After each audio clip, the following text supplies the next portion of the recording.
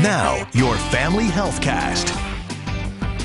We begin with a check of what's going around, and you sure can tell it's summer when you see the list. Let's start in Camillus. Dr. Ravel checks in with Coxsackie virus, known as hand, foot, and mouth disease, for little red blisters in the mouth and a rash on the hands and feet.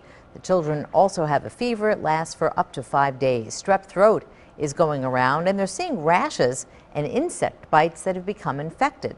In Pulaski, Dr. Carduello checks in with Coxsackie virus as well. Also allergies sending people in for symptom relief. There's an upper respiratory infection going around, and he's been checking out tick bites. And in Auburn, Coxsackie virus tops the list. Sore throats, both strep and viral, and upper respiratory infection and bronchitis going around. In tonight's health headlines, a drug that scientists believe could help stop the progression of Alzheimer's disease being met with cautious optimism. The Eli Lilly company unveiling the drug at the Alzheimer's Association conference in Washington. Researchers say it could prove helpful if dementia is diagnosed at an early stage. The drug would clear brain-clogging proteins believed to cause Alzheimer's. Current treatments for the disease can alleviate symptoms but do not slow down the progression. Teens and pregnancy, a topic that gets a lot of attention, but efforts to educate teens about safe sex seem to be paying off. With more, here's ABC's Dr. Timothy Johnson.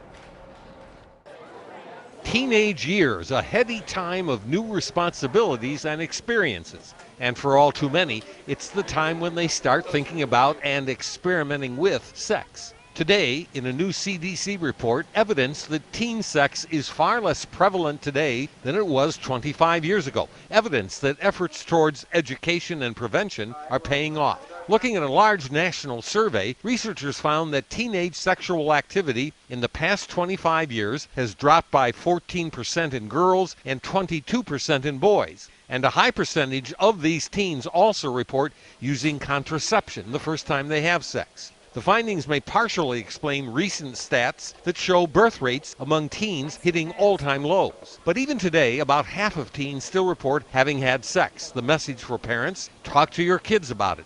A bit of advice now may lead to healthier decisions down the road, and maybe even sooner than you think. With this Medical Minute, I'm Dr. Timothy Johnson. Sounds like teens are better informed these days, Carrie.